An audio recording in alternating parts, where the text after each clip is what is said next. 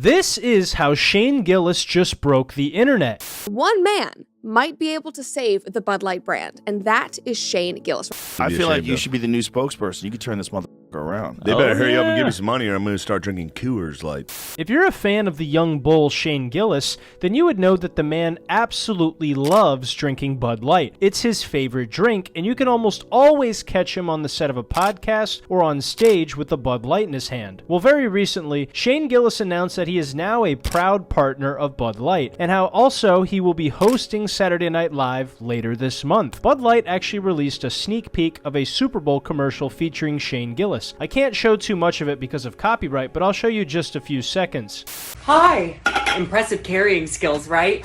I got some Bud Lights for us. I think it's a very good decision that Bud Light made to work with Shane. They made an effort to represent the trans community last year, and now they're doing the same thing with the special needs community. I mean, well done. No, but seriously, this decision to hire Shane really did spark a lot of buzz online, and we will deep dive into the specifics of that in just a minute. This came as a surprise to a lot of people though, because Bud Light has spent the last year really trying to focus on everybody's favorite words, diversity, equity, and inclusion. So much so that Bud Light actually became a talking point in the culture war for many, many months of people on the right and the left politically. They received a lot of backlash and flack for the Dylan Mulvaney commercial, and a lot of people actually boycotted Bud Light for this. This led to a PR nightmare for Bud Light, but in spite of all the people who walked away from it, Shane never turned his back on Bud Light, not even for a second. Shane actually details how for a while, taking a Bud Light on stage would get him cooked quite a bit. What are you doing when you go to bars now? Dude, I stay in... Look at this. Bringing a Bud Light on stage, now somebody's gonna yell. Yeah, it's something different than it's going to be a subject. You got to get the draft. And then Joe Rogan actually took note of this and jokingly said Shane would probably be the perfect spokesperson for Bud Light. I feel like you should be the new spokesperson. You could turn this motherfucker around. They better hurry up and give me some money or I'm going to start drinking Coors Light. I can't help but agree with the bald ape here that Bob Isis from Isis Toyotas would be a great fit for Bud Light. There's actually another clip of Shane Gillis on the Joe Rogan Experience talking about Bud Light, and how him and Joe were actually brainstorming a bunch of ways to save Bud Light from destroying their entire brand. We were talking about the ways they could turn it around last night, remember? Yeah, you had a pretty good idea. What was the idea? No.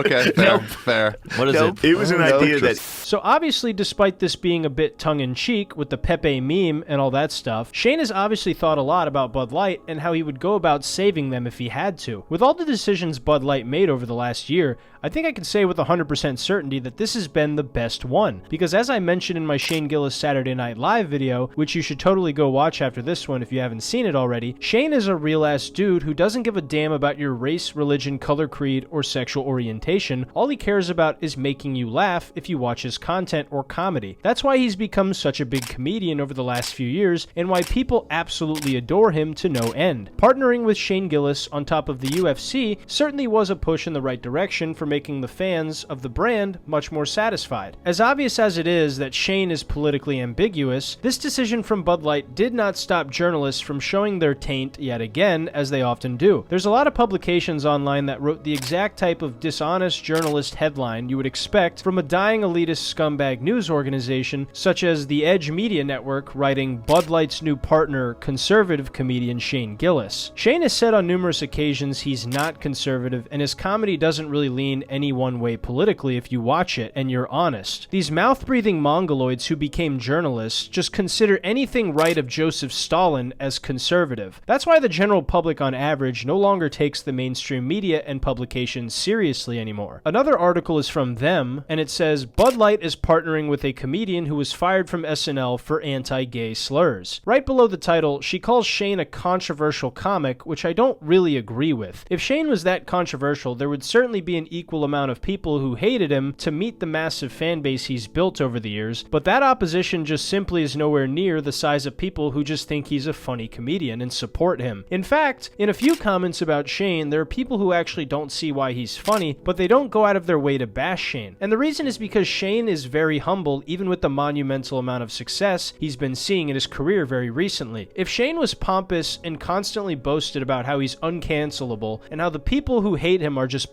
who can't take a joke, then there would certainly be more disdain for him. However, because of how down-to-earth Shane is, he hasn't done anything like that to garner that type of hate. Not to be negative, but I believe one of the main reasons there's been a little bit of backlash towards Tom Segura recently over the past few months is because of some of the rants he went on about people being poor, airport security, and how he boasted about the fruits of his success. Despite Tom being a very successful comic, this attitude he displayed in these videos has led to some people perceiving Tom as a bit pompous and full of himself. And I'm not saying that's how I feel about Tom, but I am saying it's what I've noticed a lot of his viewers have been pointing out recently. I think this illustrates the point that Shane is very easy to like and just likable overall, and that's why he's really not that controversial, at least in my eyes. This article then states, quote, "Though he eschews the label of conservative comedian, his jokes have still endeared him to the right, boosting him to prominence as a survivor of cancel culture," end quote. This angle is incredibly disingenuous because it implies that Shane's audience is mainly just right-wing bros who like to drink, when in reality Shane is a comedian for everybody. The same article goes on to talk about the UFC deal and how they have people like Sean Strickland who's very direct about his views on the trans community and how that's not a good thing. I'm glad she brought up Sean Strickland because Sean has gone on the record to say that people like this who write these types of articles are the enemy.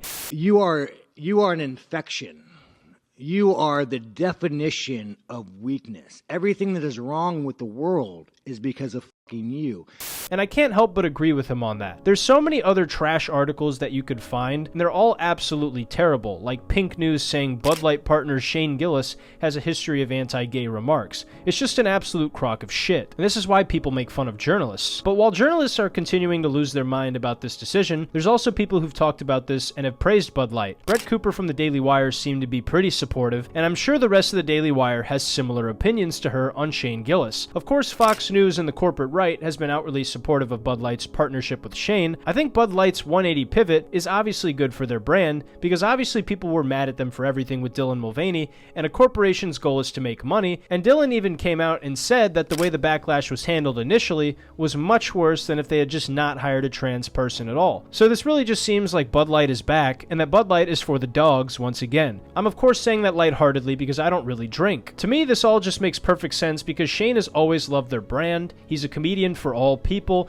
and he drank so much Bud Light anytime he was on the Joe Rogan Experience that he was basically already doing an unpaid advertisement for them. Despite the media frenzy, Bud Light seems to be on the right path when it comes to relating to their demographic. Also, despite Shane's firing from SNL in 2019, he was just given a spot to come back and host SNL on February 24th, 2024. Despite all the horseshit in the media, the boys are back in town, and the world is eagerly awaiting to see what Shane Gillis does next. All in all, this was how Shane Gillis just broke the internet. Hey everyone, I hope you guys liked the Shane Gillis video. I put a lot of work into it, and Shane Gillis is one of my favorite comedians. If you want to support the channel, make sure to like the video, subscribe to the channel, and turn on post notifications down below, because that's a free way to support me, and it also helps the community grow brick by brick. If you want to take your support to the next level, you can check out my Patreon page down below where you get some exclusive benefits, like you get to see videos early, you get to see content no one else sees, like my set at the Tampa Improv recently, you get to play a direct hand in the direction my channel takes, and you also get shoutouts every single video. Shout out to Jason Murray, Crossblocker, Ethan, Thomas Gill,